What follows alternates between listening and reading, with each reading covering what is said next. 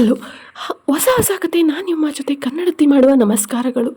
ಈ ಋಣಾನುಬಂಧ ಕತೆನ ಮುಂದುವರಿಸ್ಬೇಕಾ ಬೇಡವಾ ಅಂತ ಕಮೆಂಟ್ ಮೂಲಕ ನೀವೇ ತಿಳಿಸಿ. ಋಣಾನುಬಂಧ ಭಾಗ 30. ಹೀಗೆ ನವನೀತ್ ಮತ್ತು ಶ್ರುತಿಯ ಜೀವನ ಸ್ವಲ್ಪ ನಿಧಾನಗತಿಯಲ್ಲೇ ಸಾಗ್ತಾ ಇರುತ್ತೆ. ಇತ್ತ ರಾಮೇಗೌಡರು ಅನುರಾಧ ಕೂಡ ಎಲ್ಲನೂ ನಿಧಾನವಾಗಿ ಮರಿತಾ ಚೇತರಿಸ್ಕೊಳ್ತಾ ಇರ್ತಾರೆ. ಮಗಳು ಅಳಿಯ ಮನೇಲಿರೋದು ಮಗ ಮತ್ತು ಮಗಳು ಇರೋ ರೀತಿ ಅವರಿಗೆ ಕಂಫರ್ಟಬಲ್ ಫೀಲಿಂಗ್ ಕೊಡ್ತಾ ಅವ್ರನ್ನ ತುಂಬ ಚೆನ್ನಾಗಿ ನೋಡ್ಕೊಳ್ತಾ ಇರ್ತಾರೆ. ಹಾಗೆ ನವನೀತ್ ಎಲ್ಲೇ ಹೋದರೂ ರಾಮೇಗೌಡರ ಜೊತೆ ಕಾವಲಾಗಿ ಅನ್ನೋದಕ್ಕಿಂತ ಹೆಚ್ಚಾಗಿ ಅವರಿಗೆ ಒಂದು ನಾನಿದ್ದೀನಿ ಅನ್ನೋ ಬೆಂಬಲವನ್ನು ಸೂಚಿಸ್ತಾ ಅವ್ರ ಜೊತೆನೇ ಯಾವಾಗಲೂ ಇರ್ತಾ ಇರ್ತಾನೆ. ಇದನ್ನು ನೋಡ್ತಾ ಇರೋ ಹಳ್ಳಿ ಜನಗಳಿಗಂತೂ ಕೆಲವೊಬ್ಬರಿಗೆ ತುಂಬ ಹೊಟ್ಟೆ ಉರಿ ಕೂಡ ಇದೆ. ಇನ್ನು ಕೆಲವೊಬ್ಬರಿಗೆ ಇಂಥ ಅಳಿಯ ಸಿಗೋಕೆ ತುಂಬ ಪುಣ್ಯ ಮಾಡಿರಬೇಕು. ನಿಜವಾಗ್ಲೂ ಈ ರೀತಿ ಅಳಿಯ ಎಲ್ರಿಗೂ ಸಿಗ್ಲಪ್ಪ. ಮನೆ ಮಗನಾಗಿ ಇವತ್ತು ಅವ್ರ ಕಷ್ಟದಲ್ಲಿ ಜೊತೆಯಾಗಿ ನಿಂತಿದ್ದಾನೆ. ಕೊನೆ ತನಕ ಉಸಿರಿರೋವರೆಗೂ ಇಂಥವನ್ನ ಮರೆಯೋಕ್ಕೂ ಆಗಲ್ಲ. ಹಾಗೆ ನೋಡ್ತಾ ಇದ್ರೆ ಖುಷಿ ಕೂಡ ಆಗುತ್ತೆ ಅಂತ ಕೆಲವೊಂದಷ್ಟು ಜನ ಮಾತಾಡಿದ್ರೆ, ಇನ್ನು ಕೆಲವೊಂದಷ್ಟು ಜನ ಹೊಟ್ಟೆ ಒಳಗಡೆ ಬೆಂಕಿ ಇಟ್ಕೊಂಡ ಹಾಗೆ ತುಂಬ ಕೆಟ್ಟದಾಗೆಲ್ಲ ಮಾತಾಡ್ತಿದ್ರು. ಆದರೆ ಇದು ಯಾವ ಮಾತನ್ನು ಕೂಡ ರಾಮೇಗೌಡರ ಕಿವಿಗೆ ಬೀಳದೇ ಇರೋ ರೀತಿ ನವನೀತ್ ಎಲ್ಲವನ್ನು ಕೂಡ ನೋಡ್ಕೊಳ್ತಾ ಇದ್ದ. ಹಾಗೆ ಯಾವುದೇ ಕಾರ್ಯಗಳಿದ್ರು ಏನೇ ಇದ್ದರೂ ಕೂಡ ಅವನು ಕೆಲವೊಂದಷ್ಟು ಸಮಯನ ಒಳ್ಳೆ ಕೆಲಸಕ್ಕೆ ಮೀಸಲಿಡ್ತಿದ್ದ. ಹಾಗೆ ಅವನ ಆಫೀಸ್ ಕೆಲಸನ ಕೂಡ ಲ್ಯಾಪ್ಟಾಪಲ್ಲೇ ಮುಗಿಸಿ ಅಪ್ಪ ಅಮ್ಮನಿಗೆ ವಿಡಿಯೋ ಕಾಲ್ ಮಾಡಿ ಮತ್ತೆ ಅವರನ್ನು ಕೂಡ ಹೋಗಿ ನೋಡ್ಕೊಂಡು ಬರ್ತಿದ್ದ. ಅವರು ಕೂಡ ಇಲ್ಲಿ ಬಂದು ಹೋಗ್ತಾ ಇದ್ರು. ಹೀಗೆ ಜೀವನ ಸಾಗ್ತಾ ಇರ್ತಿತ್ತು. ಹಾಗೆ ಶ್ರುತಿ ಕೂಡ ತುಂಬ ದಿವಸ ಆಗಿರುತ್ತೆ. ಹಾಗೆ ಅನುರಾಧ ಜೊತೆ ಪಕ್ಕದ ಮನೆಯವರು ಕರೆದು ಕೇಳ್ತಾರೆ, ಶ್ರುತಿಗೆ ಶಾಸ್ತ್ರ ಎಲ್ಲ ಮುಗಿಸಿದ್ರ, ಇಲ್ಲೇ ಇದ್ದಾರಲ್ಲ, ಏನು ಸಮಾಚಾರ ಅಂತ ಕೇಳಿದಾಗ ಅನುರಾಧ, ಹಾಗೆಲ್ಲ ಏನು ಶಾಸ್ತ್ರ ಮಾಡಿಲ್ಲ, ದಿಢೀರಂತ ಅವರಿಗೆ ಮದುವೆ ಫಿಕ್ಸ್ ಮಾಡಿದ್ರಿಂದ ಹಾಗೆ ಇಷ್ಟೆಲ್ಲ ನಡೆದಿತ್ತಲ್ಲಕ್ಕ, ಅದಕ್ಕೋಸ್ಕರ ಏನು ಶಾಸ್ತ್ರ ಮಾಡಿಲ್ಲ. ಇನ್ನು ಸ್ವಲ್ಪ ದಿವಸ ಸುಧಾರಿಸಲಿ ಅಂತ ನಾವು ಸುಮ್ಮನೆ ಆಗಿಬಿಟ್ಟು ಅದ್ರ ಬಗ್ಗೆ ಗಮನನೇ ಕೊಟ್ಟಿಲ್ಲ. ಅವಳು ಮಾಡಿದ ತಪ್ಪಿಗೆ ಎಲ್ಲವನ್ನು ಮರ್ತ ಹಾಗೆ ಆಗಿದೆ ಅಂತಾರೆ ಪಕ್ಕದ ಮನೆಯವರು. ಇನ್ನೂ ಎಷ್ಟು ದಿವಸ ಹೀಗೆ ಇಟ್ಕೊಳ್ತೀರಾ? ಬೇಗ ಬೇಗ ಶಾಸ್ತ್ರಗಳನ್ನು ಪುರೋಹಿತರ ಹತ್ರ ಸಮಯ ಕೇಳಿ ಮುಗಿಸ್ಕೋಬೇಕಲ್ವ. ಹಾಗೆ ನಿಮ್ಮ ಬೀಗರ ಜೊತೆ ಕೂಡ ಮಾತಾಡಿ ಅವರು ನೀವು ಸ್ವಲ್ಪ ಸುಧಾರಿಸಲಿ ಅಂತ ಕಾಯ್ತಾ ಇರ್ತಾರೆ. ನೀವು ಇನ್ನೆಷ್ಟು ದಿವಸ ಹೀಗೆ ಇರ್ತೀರಾ? ಇರೋ ಮಗಳು ಅಳಿಯಂಗೋಸ್ಕರನಾದರೂ ಚೆನ್ನಾಗಿರ್ಬೇಕಲ್ಲ. ಅವನು ಅಳಿಯನ್ ಥರ ನಿಮ್ಮ ಜೊತೆ ಯಾವತ್ತೂ ನಡ್ಕೊಳ್ಳೋದೇ ನೋಡಿಲ್ಲ ನಾವು, ಮಗನ ಥರ ಇದ್ದಾನೆ, ನೀವು ಅವನಿಗೋಸ್ಕರ ಆದರೂ ಸ್ವಲ್ಪ ಬದಲಾಗಿ ಅಂತ ಪಕ್ಕದ ಮನೆಯವರು ಸ್ವಲ್ಪ ಅನುರಾಧ ಹತ್ರ ತುಂಬ ಚೆನ್ನಾಗಿ ಮಾತನಾಡಿ ಈ ವಿಷಯದ ಬಗ್ಗೆ ಎಲ್ಲವನ್ನೂ ತಿಳಿಸಿ ಹೇಳ್ತಾರೆ. ಆಗ ಅನುರಾಧಗೂ ಕೂಡ ಕೂತು ಯೋಚನೆ ಮಾಡಿದಾಗ, ಹೌದು, ನಮ್ಗಳ ಸಿಚುವೇಶನ್ಗೆ ಇವರಿಬ್ಬರು ಬಾಳು ಹಾಳಾಗಬಾರ್ದು, ಇವರು ಇಬ್ಬರನ್ನು ಒಂದು ಮಾಡಿ ಇವ್ರ ಜೀವನನ ಮುಂದೆ ಸಾಗೋ ರೀತಿ ನೋಡ್ಕೋಬೇಕು. ಹಾಗೆ ಎಲ್ಲವೂ ಕೂಡ ಸರಾಗವಾಗಿ ನಡೆಯುತ್ತೆ. ಇಷ್ಟು ದಿವಸ ಆದಮೇಲೂ ಕೂಡ ಇನ್ನೂ ಹೀಗೆ ಇದ್ದರೆ ಇದು ಅಷ್ಟು ಸರಿಯಲ್ಲ. ನಾನು ನನ್ನ ಮಗಳಿಗೆ ಏನೇನೋ ಅಂದ್ಕೊಂಡು ಇದ್ದೆ, ಬಟ್ ಆದರೆ ಸಡನ್ನಾಗಿ ಎಲ್ಲ ಅಂದ್ಕೊಳ್ದೇ ಇರೋ ಹಾಗೆ ಘಟನೆಗಳು ನಡೆದೋದು. ಇನ್ಮೇಲಾದ್ರೂ ಮನೆಯವ್ರ ಹತ್ರ ಮಾತಾಡಿ ಈ ವಿಷಯದ ಬಗ್ಗೆ ಯೋಚನೆ ಮಾಡಿ ಪುರೋಹಿತರ ಹತ್ರ ಕಳಿಸ್ಬೇಕು. ಹಾಗೆ ಬೀಗರಿಗೂ ಕೂಡ ಈ ಸುದ್ದಿನ ಹೇಳಬೇಕು. ನಾವು ಇದ್ರ ಬಗ್ಗೆ ಯೋಚನೆನೇ ಮಾಡಿಲ್ಲ ನೋಡು, ಕೆಟ್ಟದ್ರ ಬಗ್ಗೆನೇ ಯೋಚನೆ ಮಾಡ್ತಿದ್ದೀವಿ, ಒಳ್ಳೆಯದ್ರ ಬಗ್ಗೆ ಯೋಚನೆ ಮಾಡಿದ್ರೆ ಅಲ್ವಾ ಒಳ್ಳೇದಾಗೋದು ಅಂತ ಅನುರಾಧ ಕೂಡ ಯೋಚಿಸಿ ರಾಮೇಗೌಡರು ಬಂದ ತಕ್ಷಣ ಈ ವಿಚಾರನ ಮಾತಾಡಿ ಬೀಗರಿಗೆ ಕಾಲ್ ಮಾಡಿ ಇದ್ರ ಬಗ್ಗೆ ಮಾತಾಡ್ತಾರೆ. ನಾರಾಯಣಗೌಡರು, ನಾವೇ ಮಾತಾಡೋಣ ಅಂದ್ಕೊಂಡೆ ಅಮ್ಮ, ನೀನು ಸ್ವಲ್ಪ ಸುಧಾರಿಸಲಿ, ಗೌಡರು ಕೂಡ ಸ್ವಲ್ಪ ಸುಧಾರಿಸಲಿ, ಅವ್ರಿಗೂ ಕೂಡ ಇದರಿಂದೆಲ್ಲ ಹೊರಗಡೆ ಬರಲಿ. ಈ ಟೈಮಲ್ಲಿ ಇದನ್ನು ಮಾತಾಡಿದ್ರೆ ಸಮಂಜಸ ಅಲ್ಲ ಅಂತ ನಾವು ಮಾತಾಡಿಲ್ಲ. ನೋಡಿ, ನಿಮಗೆ ಈಗ ಅನಿಸಿದ ಮೇಲೆ ಪುರೋಹಿತರ ಹತ್ರ ಕೇಳಿ ನಾವು ಕೂಡ ನಾಳೆ ಬರ್ತೀವಿ, ನವನೀತ್ನ ಮನೆಗೆ ಕರ್ಕೊಂಡು ಬರ್ತೀವಿ, ಶಾಸ್ತ್ರ ಸಂಪ್ರದಾಯದ ಪ್ರಕಾರ ಶಾಸ್ತ್ರಗಳೆಲ್ಲವನ್ನು ಮುಗಿಸೋಣ ಅಂತ ಹೇಳ್ತಾರೆ.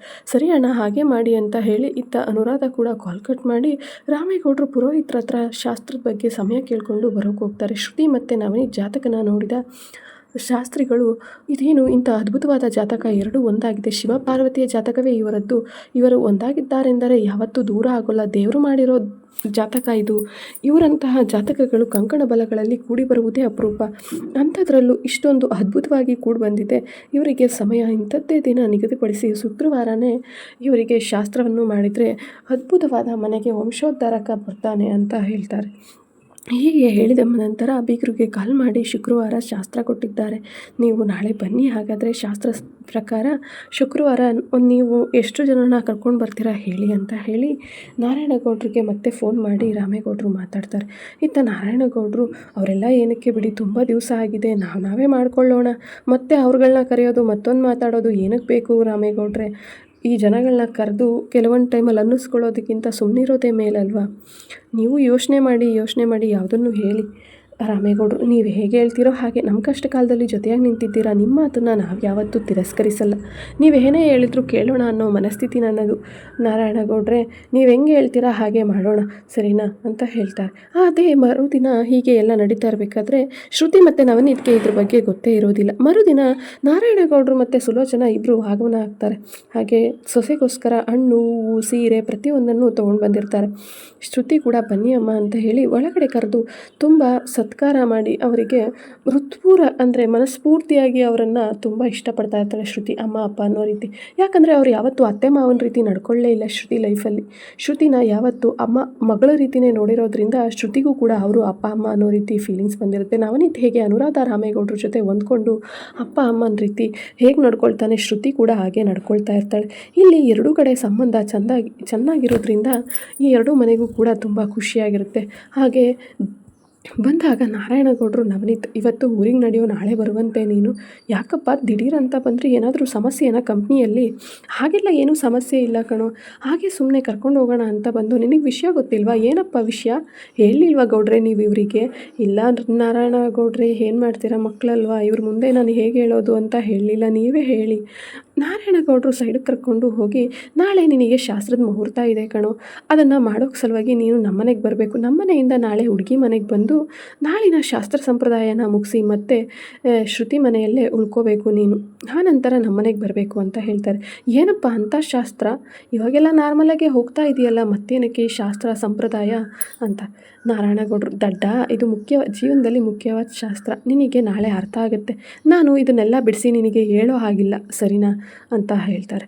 ಆಗ ನವನೀತ್ಗೆ ಸ್ವಲ್ಪ ಸಂಕೋಚನೂ ಆಗುತ್ತೆ. ಬಟ್ ಆದರೆ ಏನೋ ಒಂಥರ ಫೀಲಿಂಗ್ಸ್ ಅವನಿಗೆ. ಏನಿದು ವಿಚಿತ್ರವಾಗಿ ಹೇಳ್ತಾ ಇದ್ದಾರೆ, ಯಾವುದನ್ನು ಕರೆಕ್ಟಾಗಿ ಹೇಳ್ತಾ ಇಲ್ಲ, ಏನನ್ನಾದರೂ ಕರೆಕ್ಟಾಗಿ ಹೇಳಿದ್ರಲ್ವ ಅರ್ಥ ಮಾಡ್ಕೊಳ್ಳೋದು ಅಂತ ಮನಸ್ಸಲ್ಲೇ ಯೋಚನೆ ಮಾಡಿಕೊಂಡು ಸರಿ ಅಂತ ಹೇಳಿ ಅಂದಿನ ದಿನ ಊರಿಗೆ ಹೋಗಲು ಎಲ್ಲ ತಯಾರಿನ ನಡೆಸ್ತಾ ಇರ್ತಾನೆ ನವನೀತ್. ಇತ್ತ ಶ್ರುತಿ ಕೂಡ ಯಾಕೆ ಹೀಗೆ ಸಡನ್ನಾಗಿ ಊರಿಗೆ ಹೋಗ್ತಾ ಇದ್ದಾರೆ, ಇಷ್ಟು ದಿವಸ ಅಪ್ಪ ಅಮ್ಮನ ಜೊತೆ ಇದ್ದರು, ಅವರಿಗೂ ಕೂಡ ಬೇಜಾರಾಗ್ತೋ ಇದೆಯೋ ಏನೋ, ಅದಕ್ಕೋಸ್ಕರ ಹೋಗ್ತಾ ಇರ್ಬೋದು, ಹೋಗಿ ಬರಲಿ ಬಿಡು ಅಂತ ಶ್ರುತಿ ಕೂಡ ಸುಮ್ಮನಾಗ್ತಾಳೆ, ಏನನ್ನೂ ಕೇಳುವುದಿಲ್ಲ. ಇತ್ತ ಇವರು ಎಲ್ಲ ತಯಾರಿಗೆ ಸಿದ್ಧತೆಯನ್ನು ಮಾಡ್ಕೊಳ್ತಾ ಇರ್ತಾರೆ. ಹಾಗೆ ಮಾರ್ಕೆಟ್ಗೆ ಹೋಗಿ ಹೂವು, ಹಣ್ಣು, ಪ್ರತಿಯೊಂದು ಸ್ವೀಟ್ಸು ಎಲ್ಲವನ್ನು ತೆಗೆದುಕೊಂಡು ರಾಮೇಗೌಡರು ಬಂದಿರ್ತಾರೆ. ಬಂದಿರುವಂತಹ ನಾರಾಯಣಗೌಡರು ಸುಲೋಚನಾ ಅವರಿಗೆ ಬಗೆ ಬಗೆಯ ಅಡುಗೆಯನ್ನು ಅನುರಾಧ, ಶ್ರುತಿ ಇಬ್ಬರು ಸೇರಿ ಮಾಡಿ ಬಡಿಸ್ತಾರೆ. ಅವರು ಕೂಡ ಊಟ ಮಾಡಿ ಇತ್ತ ನವನೀತ್ನ ಕರ್ಕೊಂಡು ಹೊರಡ್ತಾರೆ. ಶ್ರುತಿಗೆ ಏನೂ ಹೇಳದೆ ನವನೀತ್ ಹೊರಡಲು ನಿಂತಿರ್ತಾನೆ. ಆಗ ನಾರಾಯಣಗೌಡರು, ಯಾಕೋ ಶ್ರುತಿಗೆ ಹೇಳಿ ಬಂದ, ಹೇಗೆ, ಏನು ಕತೆ, ಹೋಗು, ಇನ್ಮೇಲೆ ಅವಳು ನಿನ್ನ ಹೆಂಡ್ತಿ. ನನಗೂ ಅರ್ಥ ಆಗುತ್ತೆ, ಯಾರನ್ನೋ ಅಂದ್ಕೊಂಡಿದ್ದು ಮತ್ತಾರನ್ನೋ ಮದುವೆ ಆದರೆ ಸ್ವಲ್ಪ ಇಬ್ರಿಗೂ ಹಾಗೆ. ಇಲ್ಲ, ನೀವಿಬ್ಬರಿಗೂ ಫಸ್ಟೇ ಮದುವೆ ಅಂತ ಗೊತ್ತಿದ್ರೆ, ಬಟ್ ನೀವಿಬ್ಬರು ಈ ರೀತಿ ಯಾವತ್ತೂ ಇರ್ತಿರ್ಲಿಲ್ಲ. ಯಾಕಂದರೆ ನಿಮಗೆ ನಿಮ್ಮದೇ ಆದ ಭಾವಗಳಲ್ಲಿರುವ ಲೋಕಗಳು ಅನ್ನೋ ರೀತಿ ತೇಲಾಡ್ತಿದ್ರಿ. ಮೊದಲೇ ಹೇಳ್ತಾರಲ್ಲ, ಬಂದ ನೆಂಟರಿಗೆ ಊಟದ ಆಸೆ, ಹೆಣ್ಣು ಗಂಡಿಗೆ, ಗಂಡಿನ ಮೇಲೆ ಹೆಣ್ಣಿಗೆ ಆಸೆ, ಹೆಣ್ಣಿಗೆ ಗಂಡಿನ ಮೇಲೆ ಆಸೆ ಅಂತ ಆ ರೀತಿ ಬದುಕ್ತಿದ್ರಿ ಏನು.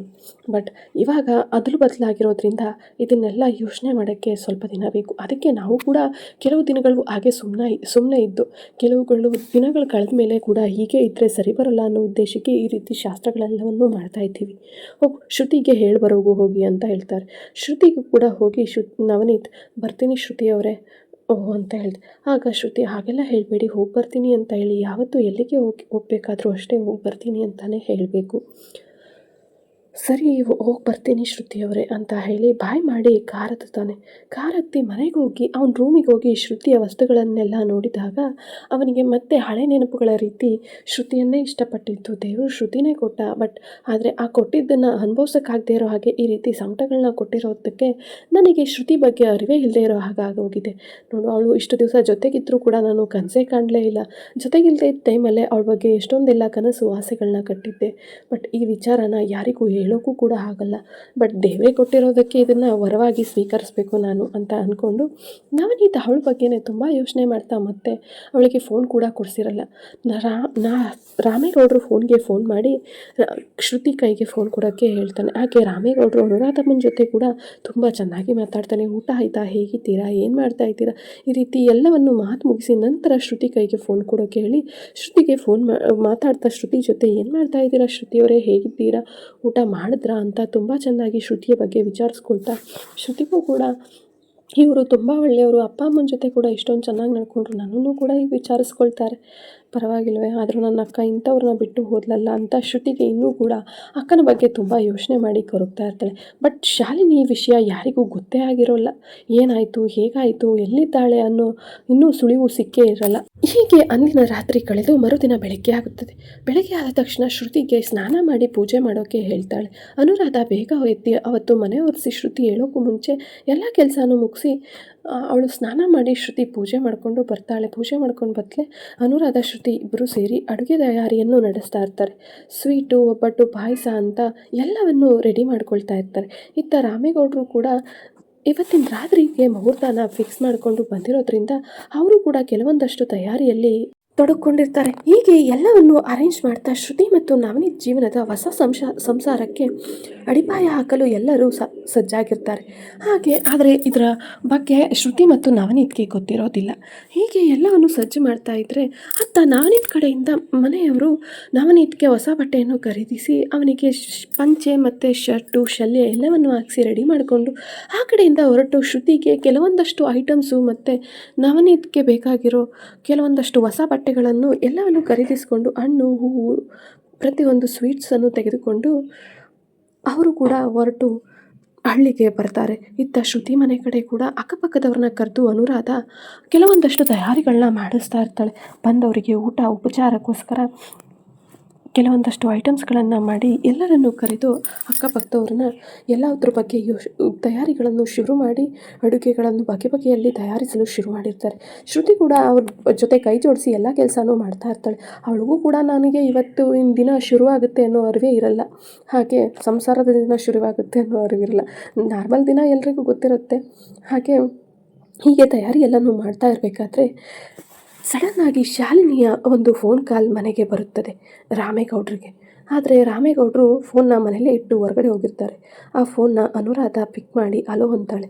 ಆದರೆ ಶಾಲಿನಿ ಅಳುತ್ತಾ ಯಾವುದೇ ಮಾತನ್ನು ಆಡುವುದಿಲ್ಲ. ಆ ಕಡೆಯಿಂದ ಯಾವುದೇ ಶಬ್ದ ಬರ್ತಾ ಇರೋದು ನೋಡಿ ಅನುರಾಧ ಯಾವುದೋ ರಾಂಗ್ ನಂಬರ್ ಇರಬೇಕು, ಸುಮ್ಮನೆ ಮಾಡಿ ತಲೆ ತಿಂತಾರಲ್ಲಪ್ಪ, ಇಂಥ ಟೈಮಲ್ಲಿ ಇವ್ರ ಫೋನ್ಗಳನ್ನ ನೋಡ್ಕೊಂಡು ನಿಂತ್ಕೊಂಡ್ರೆ ನಮ್ಮ ಕೆಲಸ ಕಾರ್ಯಗಳು ಕೆಟ್ಟೋಗ್ತವೆ ಅಂತ ಹೇಳಿ ಫೋನ್ನ ಕಟ್ ಮಾಡಿ ಹೋಗ್ತಾಳೆ. ಹಾಗೆ ಮತ್ತೆ ಒಂದು ಸಾರಿ ಫೋನ್ ಬರುತ್ತೆ ಅದೇ ನಂಬರಿಂದ. ಫೋನ್ ಎತ್ತಿ ಹಲೋ, ಯಾರು ನೀವು, ಕರೆಕ್ಟಾಗಿ ಮಾತಾಡಿ, ಸುಮ್ಮನೆ ಮಾತಾಡ್ದೇ ಫೋನ್ ಮಾಡಿ ತೊಂದರೆ ಕೊಟ್ಬಿಡಿ, ನಮಗೆ ಸಾವಿರಾರು ಕೆಲಸಗಳಿರ್ತವೆ, ಅದನ್ನು ಬಿಟ್ಟು ಈ ರೀತಿ ಮಾತಾಡ್ದೇ ತೊಂದರೆ ಕೊಟ್ಟರೆ ಹೇಗೆ ಅಂತ ಹೇಳ್ತಾರೆ. ಆದರೂ ಆ ಕಡೆಯಿಂದ ಯಾವುದೇ ರೀತಿಯ ಧ್ವನಿಯೂ ಕೂಡ ಅನುರಾಧನ ತಲುಪಲ್ಲ. ಹಾಗೆ ಫೋನ್ ಕಟ್ ಮಾಡ್ತಾಳೆ. ಅನುರಾಧ ಫೋನ್ ಕಟ್ ಮಾಡಿದ್ಮೇಲೆ ಶಾಲಿನಿ ಹಲೋ ಹಲೋ ಹಲೋ ಅಂತಾಳೆ. ಆದರೆ ಅನುರಾಧಳ ಫೋನ್ ಕಟ್ಟಾಗಿರುತ್ತೆ.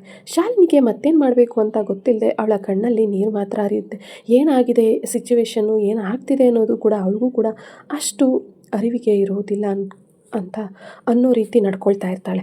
ಆದರೆ ಇತ್ತ ಶ್ರುತಿ ತುಂಬ ಖುಷಿಯಿಂದನೇ ಓಡಾಡಿಕೊಂಡು ಎಲ್ಲ ಕೆಲಸಗಳನ್ನು ಮಾಡ್ತಾ ಅವಳು ಕೂಡ ತುಂಬ ಸುಂದರವಾಗಿ ರೆಡಿಯಾಗಿರ್ತಾಳೆ. ಅಮ್ಮ ಹೇಳಿರ್ತಾಳೆ ಇವತ್ತು ಶಾಸ್ತ್ರ ಇದೆ ಮಗಳೇ, ರೆಡಿಯಾಗು ಅಂತ ಹೇಳಿ. ಇತ್ತ ನವನೀತ್ ಕುಟುಂಬ ಮನೆಗೆ ಬಂದ ತಕ್ಷಣ 5 ಜನ ಮುತ್ತೈದೆಯರು ಸೇರಿ ನವನೀತ್ಗೆ ಆರತಿ ಮಾಡಿ ಅವನಿಗೆ ದೃಷ್ಟಿ ತೆಗೆದು ಮನೆ ಒಳಗಡೆ ಬಲಗಾಲಿಟ್ಟು ಬರಮಾಡಿಕೊಂಡು ಶಾಸ್ತ್ರೋಕ್ತವಾಗಿ ಅವನನ್ನು ಕೂರಿಸಿ ಅವನಿಗೆ ಶ್ರುತಿ ಕೈಯಲ್ಲಿ ಹಾಲು ಮತ್ತು ಒಬ್ಬಟ್ಟನ್ನು ಕೊಟ್ಟು ಕಳಿಸಿ, ಹಾಲು ಒಳಗೆ ಫಸ್ಟ್ ದಿವಸ ತಿನ್ನಬೇಕಪ್ಪ ಇವತ್ತು ನೀನು, ಇದು ಶಾಸ್ತ್ರ ಅಂತ ಹೇಳಿ ಶ್ರುತಿ ಕೈಯಲ್ಲಿ ಅವನಿಗೆ ತಿನ್ನಿಸಿ ಅವನನ್ನು ಕೂಡ ಶ್ರುತಿಗೆ ತಿನ್ನಿಸೋಕೆ ಹೇಳಿ ಇಬ್ಬರನ್ನು ಕೂರಿಸಿ ತಾಂಬೂಲ ಕೊಟ್ಟು ಶಾಸ್ತ್ರ ಮಾಡಲು ಶುರು ಮಾಡ್ತಾರೆ.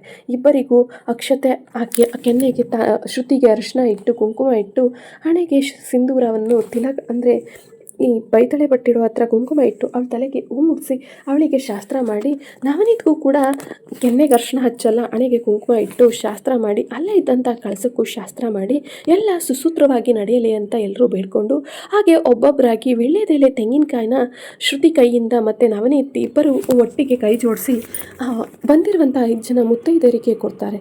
ಹೀಗೆ ಕೊಟ್ಟ ನಂತರ ಅವರು 5 ಜನ ಮುತ್ತೈದೆಯರ ಕಾಲಿಗೂ ಕೂಡ ಬಿದ್ದು ಆಶೀರ್ವಾದ ತಗೊಂಡು ಹಾಗೆ ರಾಮೇಗೌಡರು, ನಾರಾಯಣಗೌಡರು, ಅನುರಾಧಮ್ಮ, ಸುಲೋಚನ 4 ಜನರನ್ನು ಒಟ್ಟಿಗೆ ನಿಲ್ಲಿಸಿ ಅವರ ಆಶೀರ್ವಾದವನ್ನು ಪಡ್ಕೊಂಡು ಬಂದಿರುವಂಥ ಎಲ್ಲರ ಆಶೀರ್ವಾದ ಪಡ್ಕೊಂಡು ಅವರು ಎಲ್ಲರೂ ಕೂಡ ಆಶೀರ್ವಾದ ಮಾಡ್ತಾರೆ. 100 ಕಾಲ ಸುಖವಾಗಿ ನಿಮ್ಮ ಜೋಡಿ ಬಾಳಲಿ, ಸದಾಕಾಲ ಹೀಗೆ ಖುಷಿಯಾಗಿ ಈ ಮನೆ ನಂದಾದೀಪವಾಗಿ ಇರಲಿ.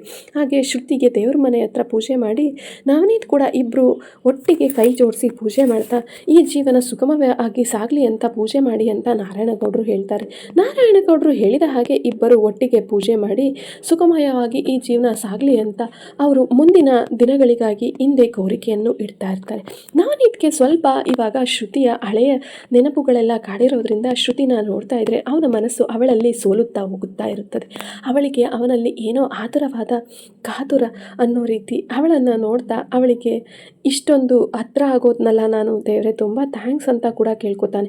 ಹಾಗೆ ಈ ರೀತಿ ಇವ್ರ ಮನೆಯಲ್ಲಿ ಕಷ್ಟನೂ ಕೊಡಬಾರ್ದಾಗಿತ್ತು, ಇನ್ಯಾವತ್ತೂ ಈ ಕಷ್ಟಕ್ಕೆ ದಾರಿ ಮಾಡಿಕೊಡ್ಬೇಡಪ್ಪ ದೇವ ಅಂತ ದೇವರಿಗೆ ಕೈ ಮುಗಿದು ಶ್ರುತಿ ಮತ್ತು ನವನೀತ್ ಇಬ್ಬರು ಒಟ್ಟಿಗೆ ದೇವರ ಹತ್ರ ಆಶೀರ್ವಾದ ಪಡ್ಕೊಂಡು ಹೊರಗಡೆ ಬಂದು ಕೂತ್ಕೊಳ್ತಾರೆ.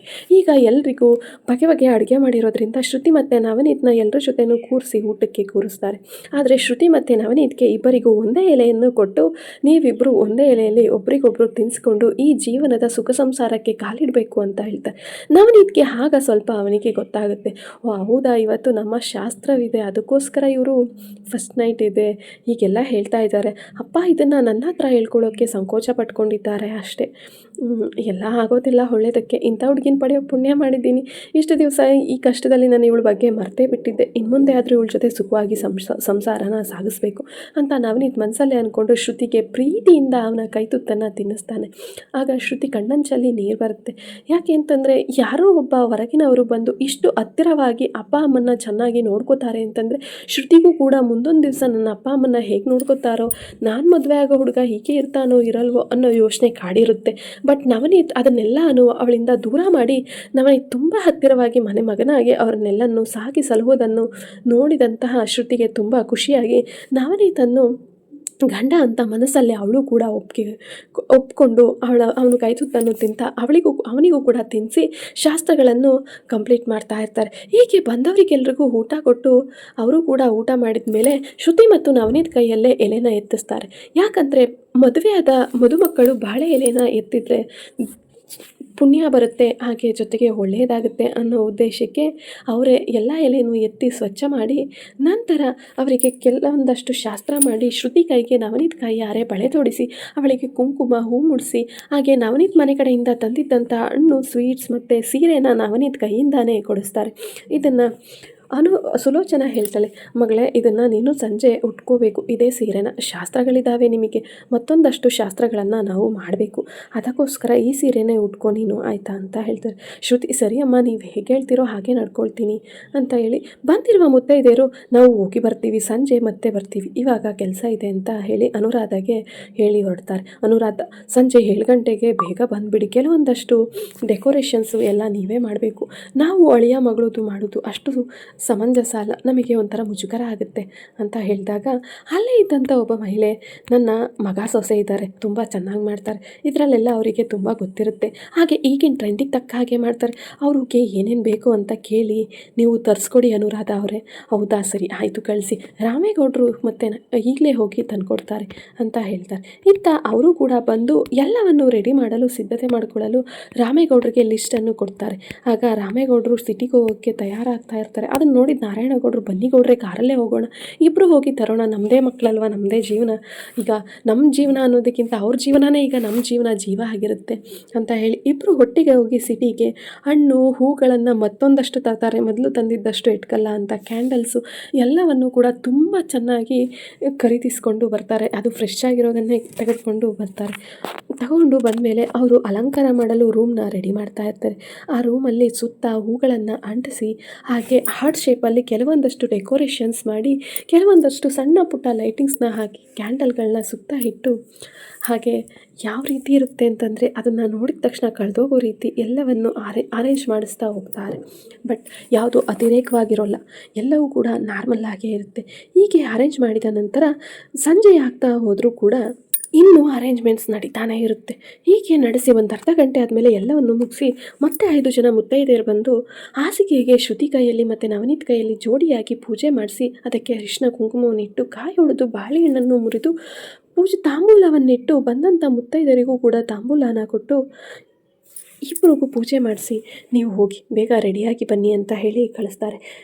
ಶ್ರುತಿ ಅವರು ಕೊಟ್ಟಿದ್ದಂಥ ಸೀರೆಯಲ್ಲಿ ಬೊಂಬೆಯ ರೀತಿ ರೆಡಿಯಾಗಿ ಬರ್ತಾಳೆ. ಇತ್ತ ನವನೀತ್ ಕೂಡ ಪಂಚೆ ಶಲ್ಯವನ್ನು ಮತ್ತೊಂದು ಬೇರೆ ಜೊತೆಯನ್ನು ಹೊಸದಾಗಿ ಖರೀದಿಸಿರುವುದನ್ನು ಹಾಕ್ಕೊಂಡು ಅವನು ಕೂಡ ಬರ್ತಾನೆ. ಇಬ್ಬರು ಕೂಡ ದಂತದ ಗೊಂಬೆಗಳ ರೀತಿ ಇರ್ತಾರೆ. ಅದನ್ನು ನೋಡಿದ ಎಲ್ಲರೂ ಕೂಡ ಅವರಿಗೆ ಮತ್ತೆ ದೃಷ್ಟಿ ತೆಗೆದು ನೀವು 100 ಕಾಲ ಸುಖವಾಗಿರಬೇಕು, ಈ ಬಾಳಿನ ಹೊಸ ಜ್ಯೋತಿಯನ್ನು ಶುರು ಮಾಡಲು ಮತ್ತೊಮ್ಮೆ ದೇವರ ಆಶೀರ್ವಾದನ ಪಡ್ಕೊಳ್ಳಿ, ಹೋಗಿ ದೇವರಿಗೆ ದೀಪ ಹಚ್ಚಿ ನಿಮ್ಮ ಅಪ್ಪ ಅಮ್ಮಂದ್ರ ಕಾಲಿಗೆ ಬಿದ್ದು ಈ ಆಶೀರ್ವಾದನ ತಗೊಂಡು ನೀವು ಮುಂದುವರಿಸಿ ಅಂತ ಹೇಳ್ತಾರೆ. ಹೀಗೆ ಇರಬೇಕಾದ್ರೆ ಅವರು ಕೂಡ ಅದೇ ರೀತಿ ಮಾಡಿ ನವನೀತನ್ನು ರೂಮಿಗೆ ಕಳಿಸಿ ನಂತರ ಶ್ರುತಿ ಹಾಲು ತಗೊಂಡು ರೂಮ್ಗೆ ಹೋಗ್ತಾಳೆ. ಹೋದಾಗ ಶ್ರುತಿ ಜೊತೆ ನವನೀತ್ ಮಾತನಾಡ್ತಾನೆ. ಶ್ರುತಿಯವರೇ, ಹೇಗಿದ್ದೀರಾ? ಈ ಸಿಚುವೇಶನ್ನು ಇಷ್ಟು ಬೇಗ ಬರುತ್ತೆ ಅಂತ ಅಂದ್ಕೊಂಡಿರಲಿಲ್ಲ. ಬಟ್ ನಮ್ಮ ಮದುವೆ ಹತ್ತಿರವಾಗಿ ಆದರೂ ಕೂಡ ಇವರು ಈ ಕಾರ್ಯಗಳೆಲ್ಲನೂ ಏರ್ಪಡಿಸಿದ್ದಾರೆ. ದೊಡ್ಡವರ ಖುಷಿ ಏನೇ ಇರಲಿ, ಬಟ್ ನಿಮ್ಮ ಮನಸ್ಸಿನ ಭಾವನೆ ಮಾತು ನನಗೆ ತುಂಬ ಮುಖ್ಯ. ನೀವು ಹೇಗೆ ಹೇಳ್ತೀರೋ ಹಾಗೆ. ಇದೆಲ್ಲ ನನ್ನೊಬ್ಬನ ಇಷ್ಟ ಅಲ್ಲ. ನಿಮ್ಮ ಜೀವನದಲ್ಲೂ ಕೂಡ ಅಮೂಲ್ಯವಾದ ಘಟ್ಟ ಇದು. ಅವತ್ತು ನಮ್ಮ ಮದುವೆ ಅನಿರೀಕ್ಷಿತವಾಗಿ ಆದರೂ ಕೂಡ ಇದೆಲ್ಲ ಅನಿರೀಕ್ಷಿತವಾಗಿ ಆಗ್ತಾ ಇಲ್ಲ, ಇದೆಲ್ಲ ಶಾಸ್ತ್ರೋಕ್ತವಾಗಿ ಆಗ್ತಾ ಇದೆ. ನಿಮ್ಮ ಅನಿಸಿಕೆಯನ್ನು ನನಗೆ ಏನು ಎಂದು ತಿಳಿಸಿ. ನೀವು ಒಪ್ಪಿದರೆ ಮಾತ್ರ ಇದನ್ನೆಲ್ಲ ನಡೆಯೋದು.